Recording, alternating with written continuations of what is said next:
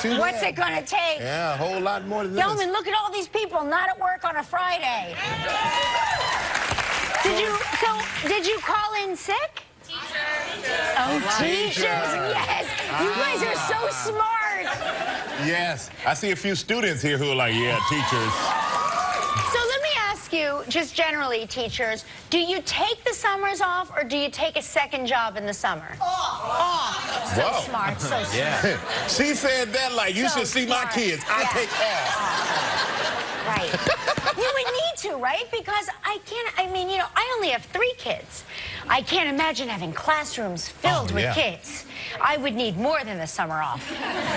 Yeah, but I mean, it is the hardest, one of the hardest things you can do. I think, obviously, policemen, I think teachers, like, of service like that, should be taken care of better than they are. Should make more money than they make, personally, in my opinion.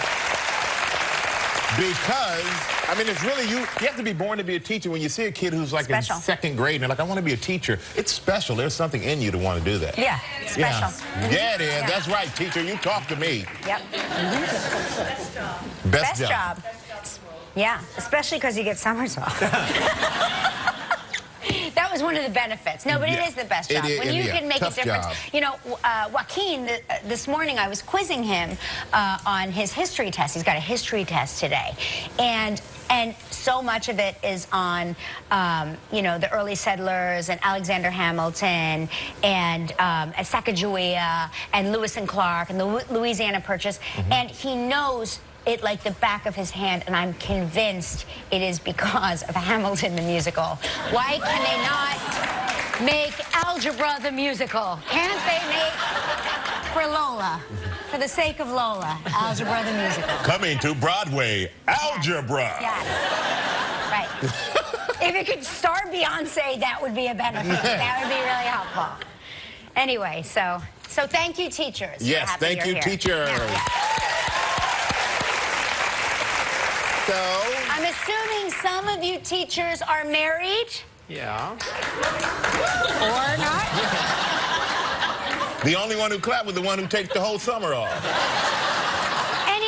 Any people married here who are not teachers? Well, maybe you won't be married after you hear this study. What? This is not really a surprise to me. I'm surprised on the number. I thought it would be much higher. But husbands create an extra 7 hours of housework a week. Yes, they do. No, they don't. Yes, they do. No, they don't. You're not a husband, so how would you know? Well, I tell you right now, I guarantee you a wife came up with that study. Bam. We don't create 7 hours of extra work. We help 7 extra hours. No, here's what's interesting. Well, a wife saves her husband from doing an extra hour of chores around the house each week, so she absorbs his hour as he's creating 7 extra hours. How can 1 hour translate into 7 hours? No. Because he's a mess? He's a mess, so she's cleaning up after him. And then she also does his chores that he's conveniently forgotten to do. How many of you... And I'm going to throw this question out there because we have quite a few guys here. And do not look at your wife before you answer me. Do not. You be tall, be strong, okay? How many of you think you create 7 extra hours? Thank you. We don't do it. Because you create much more than that. You are also stunned at this level. We ought to be a study that says, you know what? Having a husband or a man brings something to your life. We never get those studies. That's in this study. That is in this study. They're saying that women... We never get nothing like that, man. That's in the study. Beating us down. Here, listen, this is nice. This is nice. Married women in their 60s and 70s did nearly twice the amount of housework. I tell you. There we go. We just keep getting beat down. Get one article working out of the house. You know what? No, of course, I know, Gelman. Let me read the study the way I want. Let me interpret this. You can interpret it the man way. You gave it to the lady, so the lady's going to interpret it. See, this is the thing right now. So if there's any guy out there who only is creating 3 or 4 hours, you got about 3 more hours to give. Right. Exactly. Look at it that way, too. That's right. We just get beat down, though. Hey, here's something great. Young women, young single women. Any young single women in here? Guess what? You do the least amount of stuff everywhere. Really? You guys are You guys are just lounging your way through life. So you're telling me that young single women do less than young single men? Wow. There's no study of young single men in here. They refused to participate because they were afraid. They don't know the word. It's not as bad as it used to be, though. Women in 1976 did an average of 26 hours of housework a week, while men did about 6. So it's getting better, I suppose. Hey, we're trying, fellas. We are trying. We really are. And you know, this You heard the applause for yourselves. How many of you guys are with me? How many of you guys are with me? That's what I'm talking about. There's only 4 guys in the audience. Yeah. Only about 15 of us here. Hey, if something happens, my dressing room's a safe place, okay? No, it's not. I got a tunnel that leads from my dressing room to his dressing room. Just give me the signal. We'll get you out of here. He doesn't even know it exists. It's a cleaning tunnel. Oh, boy. But That's how I get into clean. That's right. Oh, that's right. But one of the things about, we talk about here was about sleeping, right? Mm-hmm. Sleeping is very important. Being a teacher, sometimes you probably don't get a lot of sleep. I feel like I don't get a lot of sleep. I don't get You don't get a lot of sleep. So they did this study on these sleepy states. Oh. What states get the most sleep? Oh. And it is a complete surprise to me. What part of the country would you think wouldn't get a lot of sleep? Oh, well, New York City. Nope. We get a lot of sleep in New York. We get a lot of sleep. No. You know what? What? Yeah. I mean, the lowest percentage of adults who get enough shut-eye are in South Dakota, Colorado, and Minnesota. The least amount. No, they get the most. Well, have the lowest percentages of adults who get enough shut-eye are in South Dakota. No, I screwed it up. I'm sorry. You need some sleep. I need some sleep for real. No. It's nothing like reading this for the first time. No, I read it, but I totally messed this up. I read it, okay. The most sleep is South Dakota, Colorado, and Minnesota. The most that sleep is is in the Colorado. most. The least amount of sleep, would surprise you, is in Hawaii. In the southeastern U.S. Along the Appalachian Mountains. Well, I can understand it. I'll tell you Hawaii? why. It's so beautiful. Who wants to sleep? You want to get up and see the sunset, the sunrise. You want to stay awake and see the sunset and watch the moon rise. It's so beautiful. You don't want to close your eyes because you want to absorb all of the beauty. I have beautiful dreams. But I was surprised at Hawaii, though. It still kind of surprises you that they get the least amount of sleep. Yeah, so is the dark areas the dark areas are the most sleep. So South Dakota, Minnesota, so cold, you just want to stay in bed. And then in Colorado, they may not be getting sleep, but it's like a self-induced coma. I get the least amount of sleep in Colorado. I think it's like oxygen. The altitude keeps me awake. Yeah. Hey, does it affect your breathing when you're sleeping? Because when I've gone to Colorado, sometimes sleeping. Putting on sneakers there is the workout. That's the workout. Bend over and put on your sneakers at altitude. You're like, oh, that was a hard one. But you work out there like crazy I do. I work out there, yeah, but it's really hard. Because a lot of athletes go there to train. But now they have those. Have you seen those masks? Yes, my son runs in one of those. And you can adjust the air intake so you can make it seem like you're working out at altitude. Isn't that crazy? That is. No, I can't do that. I would feel like Bane from Batman. Yeah, I like that. I think that's why he likes it. Yeah, exactly. Yeah. But it would be a weird feeling to me. Very weird feeling.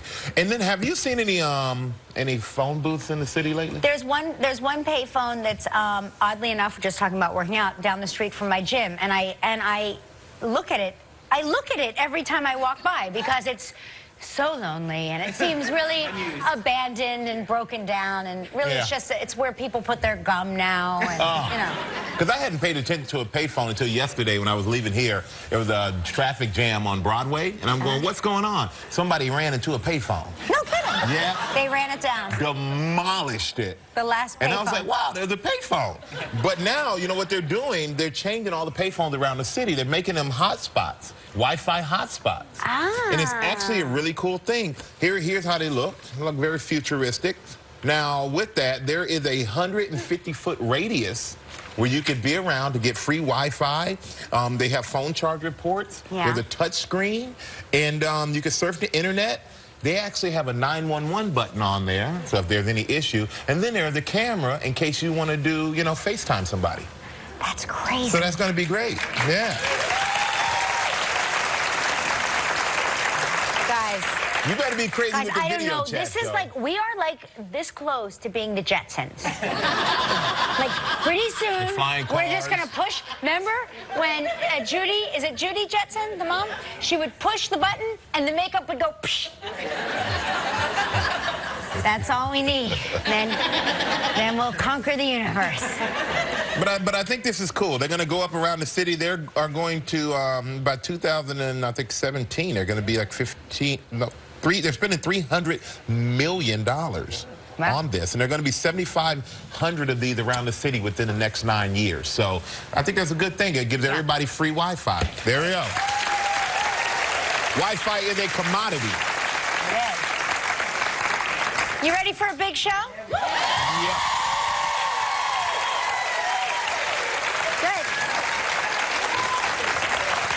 Good, because you're going to get one. Hey, Jeremy Irons is here today. Yes. And also the beautiful Loughlin is here. Yeah. He is. Ageless. There he is.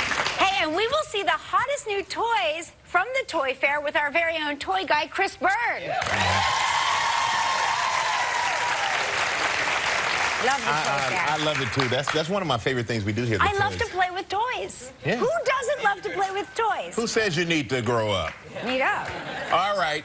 Our dancer is ready. She's excited. She's already grooving. Let's get it going with our Snow Wild Travel Trivia.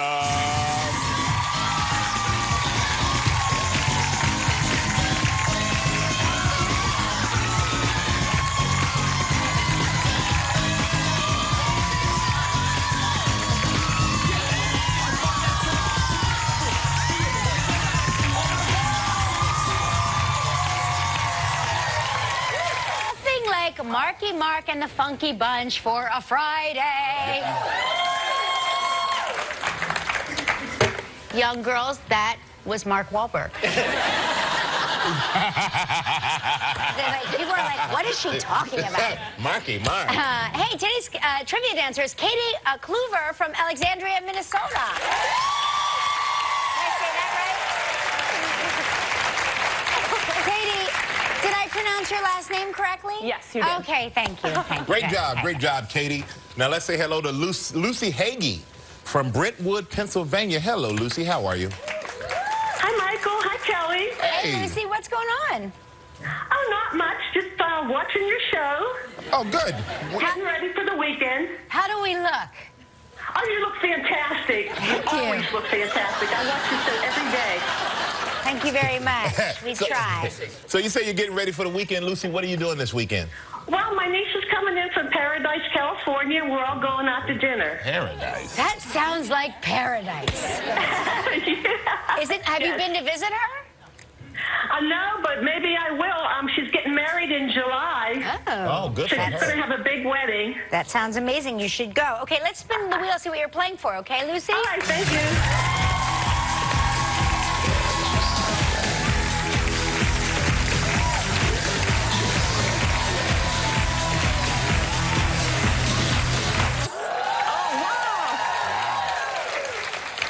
7 days and 6 nights in a deluxe oceanfront room. Are you kidding me? No. It includes breakfast and dinner daily, plus daily afternoon tea. Yeah, this trip is provided in part by Hotels.com. Yeah, you can have what is it? Crumpets? Yeah, of course. Finger sandwiches? Finger sandwiches. Yeah, sure. Yes. This trip is provided in part by Hotels.com. It's a prize valued at $7,500. You have 20 seconds and only one guess, Lucy. Good luck.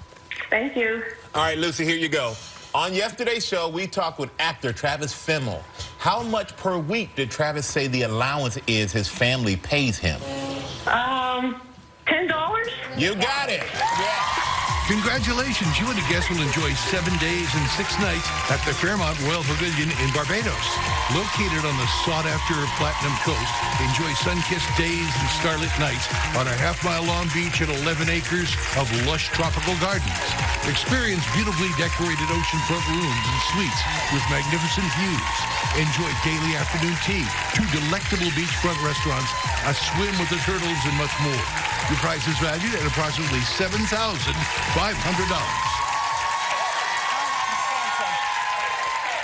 Hey, Lucy, congratulations. Thank you so much. Happy weekend. It should be a good one now, right? You know, you got that trip coming. definitely. Oh, yeah. Great. Now you get to help make the day of a lucky member of our studio audience who will receive a $500 appliance package from Cuisinart.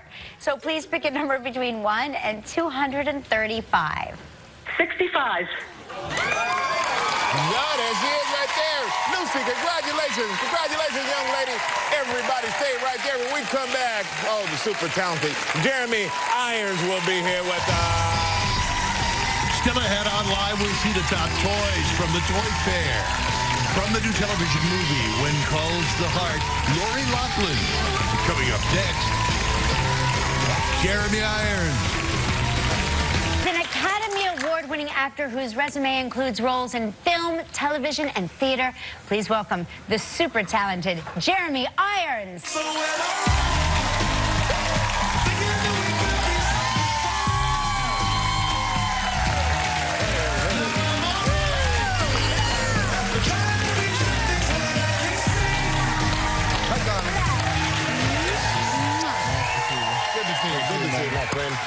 Good to see you. Jeremy, we love having you here. It's a pleasure to be here. It's been since 2013 was the last time you were here. I think it was your first show, or one of your first shows, Yeah. and you've lasted. Yeah, you know what? I'm amazed, too. I really am. Yeah, but you do it well. I know that. Thank you, thank you. And, you know, and you were here for the Borgias. Yes. I was here for the Borgias, probably, yeah. Yes, of course. And now we, from what I've been reading, I love when you have your downtime, one of your hobbies is you like motorcycles. You like to take cross-country trips. I do. I think that's really cool. What's the latest one you've taken? Well, we were up in the Adirondacks, a couple of months ago, just as during the fall, which was beautiful. The lakes and empty roads. Everybody had gone home, so we had the roads to ourselves, and we were a fine group of people, about 6 of us, and that was a fantastic way to travel. Because it has an element of danger. Mm-hmm. You know, you can kill yourself very easily on a motorbike, and so that keeps you awake and keeps you. And we try and see a bit of art at the same time. We try and stop at galleries, so you get... It's a great way to see art, because on a motorcycle, all your nerve endings are sort of fairly near the surface, because you're going quickly and, you know, you could fall off. And so when you stop, you're buzzing. And then you go and see some great paintings or some great sculpture, and you're open to it. Yeah. It's a fine way to spend time. Jeremy, I love your voice so much. No. Will you leave the voicemail on my outgoing thing so when people call? Of course I will. You will? Just don't tell my wife. I won't. I will tell no one, I swear. All right. I love your voice so much. It's so great. That's So sweet. where else do you go to escape? I go sailing. I have places in Ireland. I spend time horse riding. I spend time in my garden. I spend time with my dog. I love homes. I love real estate. And I hear you live in a castle. Well, about 15 years ago, I bought a ruin. It had been ruined in 1603. Oh, my goodness. Look at that. There it is now. It's no longer a ruin. And it had been ruined by the English, and it had been abandoned for 400 years or whatever. And I spent 6 years doing it up. And now I live in it when I'm in Ireland. Jeremy, that's exactly how I imagine you living. Really? I swear I'm not kidding. If I could imagine your home, that is what I would picture. Well, you'd love it, because there are a lot of stairs. And I remember when I was working with the builders, because I sort of did the job with them, and they were complaining about the stairs, because we don't have a lift. We have a service lift outside, but we don't have a lift for those who need to get to the 7th floor. Right. And they were forever moaning, you know what builders are like. And I said, listen, think of the gym bills that you're saving. And you'd love staying there because, you know, everywhere you want to go, you've got to go upstairs, downstairs. Great for the legs. But I'm curious, when you look at, is it hard to maintain? It gets very wet at this time of year. We've had an enormous number of storms. You've probably seen there's been flooding in Ireland and northern England. The snow you had fell on us as rain. Right. And so, yeah, you have to, we repainted it this year for the first time for 15 years. So it's a bit like having a boat because you're on the water. You get all the weather comes in. I mean, the next thing from us that way is America. So we get all that Atlantic wind and rain, and it sometimes just comes in sideways. And it's a solid building. At the bottom, the walls are 10 foot thick. So they're designed to absorb moisture and then evaporate it. But if you get a lot of moisture, then it just absorbs it, and it's just there. When we showed the picture of the castle, there is a sailboat in the harbor. Yeah, that's my little sailboat. That's your sailboat, too? Yeah, that's my little sailboat. It's not always that blue, but it's sometimes blue. Don't you want to go there? I want to go there. Yeah, well, come. I want to. I mean, if I'm there, if the flag's flying, because that's the sign I put out to the neighbors to come around, the flag's flying, call in. Perfect. Perfect. I like that. I make a great cup of tea. Yeah. I bet you do. I bet. We're going to take a quick break. When we come back, we're going to talk to you about making your latest film, Race. So we'll be right back with Jeremy Irons. Stay right there. What's about the film? Well, it's Jesse Owens, a great American runner. The first, he won 4 gold medals at the 1936 Berlin Olympics. And Berlin at that time, central Germany, was gearing up for war. It was treating its minorities very badly. The gypsies, the Jews, anybody who didn't quite fit into that Aryan image of perfection in their eyes. And there was a lot of controversy about whether America should go, whether by the American team going to those Olympics, it endorsed the political situation at the time, what was going on there.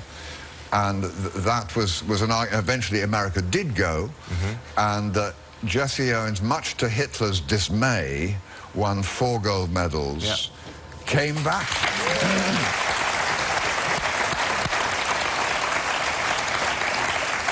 He came back here to New York. There was a big reception for the team, and for him particularly. He was the guest of honor, and he had to enter the hotel through the kitchens because he wasn't allowed in 1936 to go through the main foyer because he was black. So it's an extraordinary film.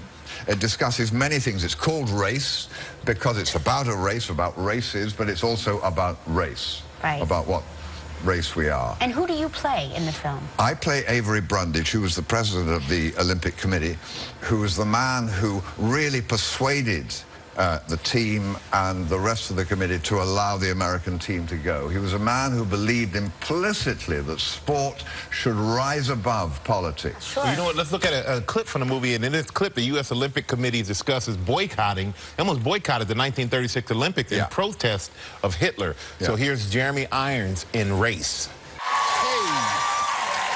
Well, our next guest is best known for her role as Becky on Full House. And I just saw her backstage, and she hasn't changed a bit. She's so gorgeous. Oh, she really is. Please welcome actress Loughlin.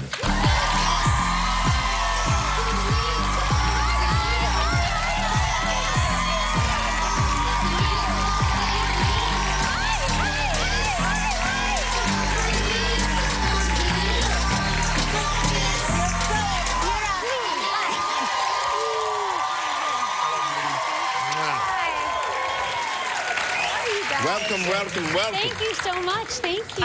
Fantastic. The whole Likewise. Back at you. So I understand you must win like the Wife of the Year award because you spent Valentine's Day golfing? I have to say, I love golf. I'm terrible. Me too. I'm awful. And we went out as a couple. We did couples golf. I was on the range. I was like, kept saying to my husband, "Look, I'm hitting it. I'm hitting it." He's like, "You're not doing bad." I got out on the golf course, couldn't even get the ball up in the air. It was awful. Yeah. So that's golf. But that's what they tell me. I think you should try it. Okay. You know what's great about it? First of all, it really is was It fun. is great to do it with the spouse. It is. And it is it's always, golf courses are beautiful. They're and some of the beautiful. most beautiful Peaceful. places. It really, we're not convincing her, I can tell. You're not at all. Is there, She's having none of it. like a lodge that one could sit in while you two golf and I'm having like a beer? There is a clubhouse, and you can get a lovely margarita. That's what I want to go to the clubhouse. That's where I want to go. But you're very athletic. You recently took up skiing too. Actually, I'm not very athletic. I started skiing when I was 40. I started trying to play golf when I was 50. But what happened was at 40, my kids were little, and I was like, I want to get them on skis. I have a fear. I don't want them to have that fear. So I made us all go skiing. My husband was resistant. Then he became like the fanatic. He's a big snowboarder. But now my kids are great skiers, and I did it to do like a family sport. Yeah. And now everyone blows by me, and they won't even ski with me. I was going to say, like, where do you ski? Are you still on like a double green? Yeah, my husband said, and I never fall. That's my whole thing. I'm like, I didn't fall though. I didn't fall. And my husband's like, Lori, you go so slow. If you fell, you'd be like Artie Johnson from Loughlin, because you just stop and just fall in. There's nothing wrong with falling like that. There's nothing wrong with that. The gentle fall. And speaking of family, you have a beautiful family, by the way. Thank you. Yeah, and there they are. I mean, look at your girls. Beautiful.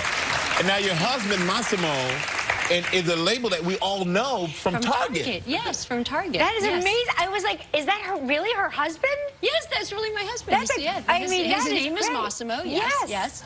And he started the line at Target, and now he has a golf line called G4. G4. They make shoes, colored leather. I should get you some stuff. I wouldn't mind that at all. The beautiful leather golf gloves that are all colored. It's beautiful. Do they have like margarita glasses? They do for you, Kelly, just for you. We're going to monogram them. And so, you know, we got to take a quick break. But when we come back, we're very interested in this. I just wonder if you ever dated John Stamos. But don't answer that.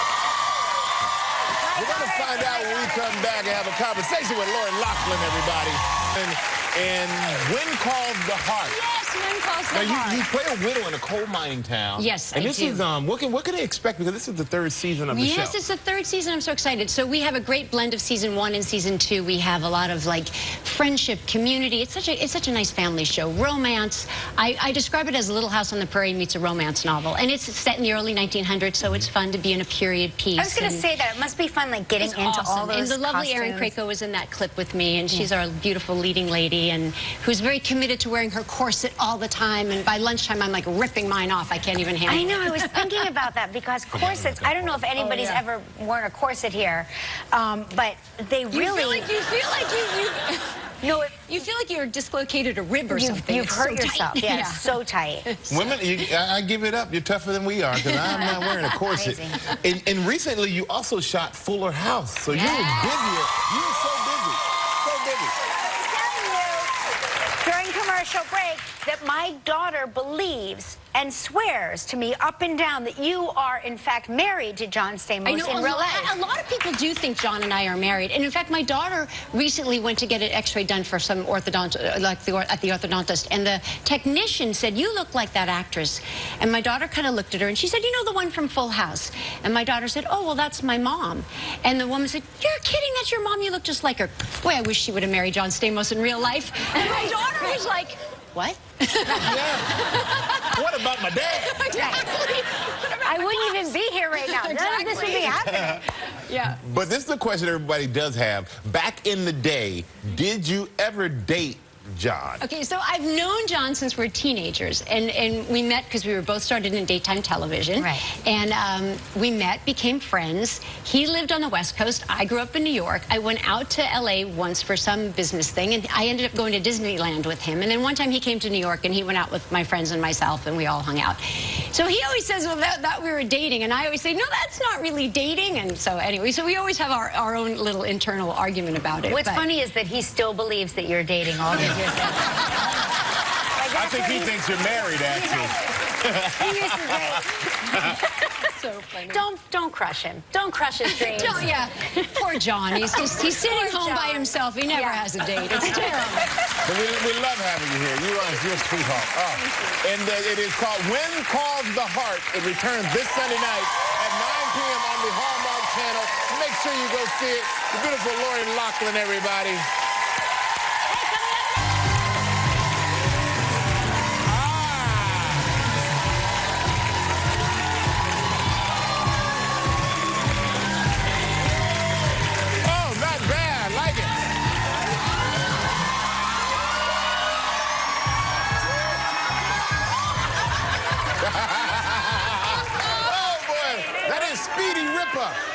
Hey, no one has more fun than our next guest. This guy is one of the greatest guys in the world. Fresh from the Toy Fair 2016 with the latest and greatest new toys, and it's the toy guy himself. Please welcome our great friend, Chris Byrne, everybody. Hi, darling. That was exciting. So, did you see me come in? Like that was awesome. That was awesome. Your face. It was exciting. And what you were on, it was the space scooter, and you saw it has that rocking motion. And you were in the active motors cart, which is just so totally amazing. It's controlled with an app and all kinds of other stuff. But we're going to go low tech now with one of the coolest arts and crafts things we've seen this year. This is called Pom Pom Wow, because from the Maya group, we actually stick, pull it, and wow, and we did that. And Kelly, here in case you need a helmet, but Michael, we went all out, and we made you your very own. We made you your very own jacket. That's an amazing jacket. All I can say is wow. Wow, 5,000. There you go. Trying out 5,000 pom poms on this. That's amazing. There you go. Oh wow.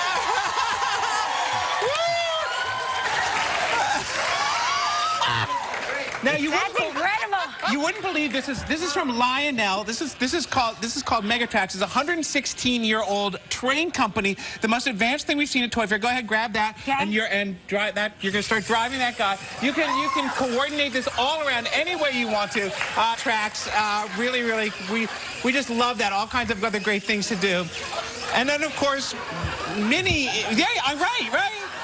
That's incredible. Minnie is super hot. This is Super Skate Minnie. All right, Minnie, skate. Oh, it's a prototype. It's a prototype. Whoa. She's so flexible. There she goes. This is from Just Play. They're doing all kinds of great stuff with Minnie Mouse. Awesome. Isn't she amazing? And these, I love these. These are called the Brightlings. She's gonna beatbox with you.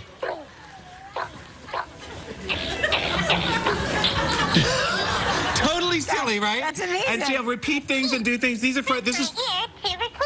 Say something. Hi.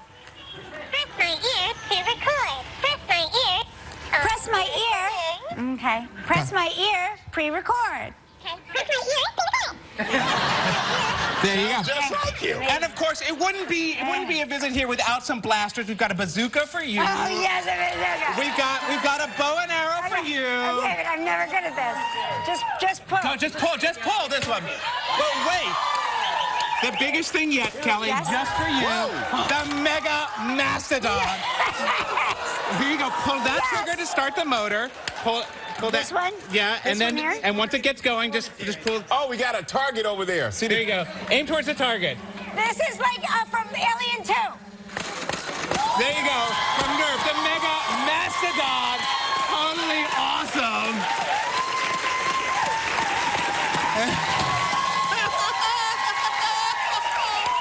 I love it so much. It's incredible. Hey, we're going to have more toys. We're going to announce the winner of our Time to Shine Movie Line contest when we come back. If you want to know more about any of the toys you've seen today, visit our website. Back with Chris Byrne, who has a couple more incredible toys for us. So you want to show us what you got here? Okay, you know, I bring you bubbles all the time, but I've never brought you bubbles that you can actually eat. These are candy bubbles from little kids. There you go.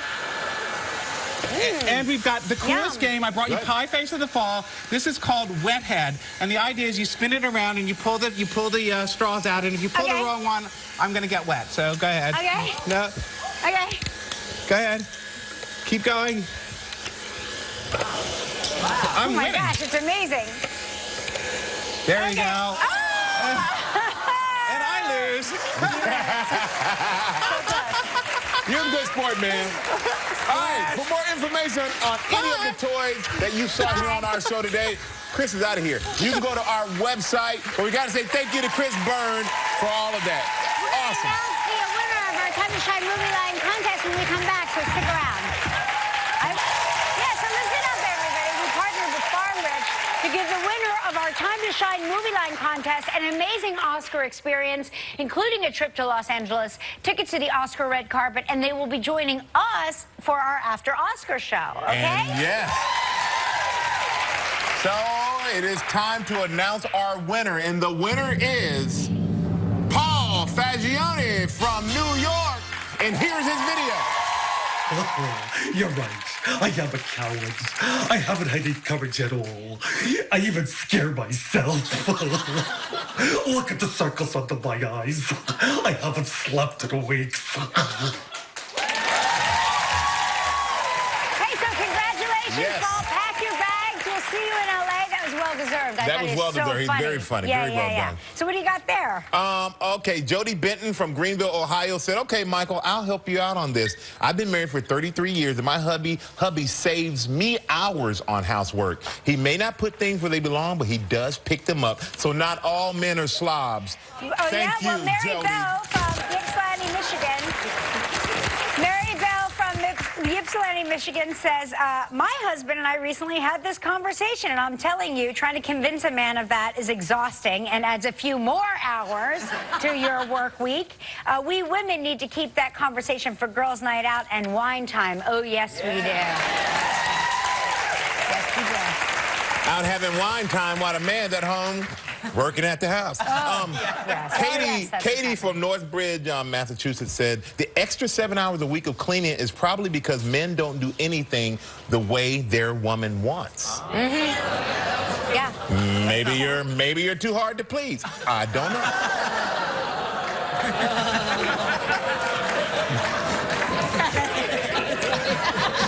Who threw something at me? The women, the audience.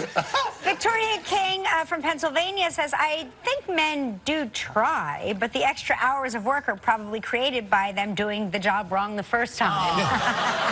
But you know, but we try. I think that's the thing. We need a little something for our effort. We really do try. Now, Martha Turner, thank you, from Ocala, Florida, said, I agree with Michael that men get a bad rap. That husbands cause an extra 7 hours of housework, of cleaning the house. Not so. As you can see, my guy is spot cleaning our rug this morning before he took the trash out. He's also a great cook. Do you represent us, man? You represent us, buddy. Thank you. There we go. Got a good man right there. He's even holding a picture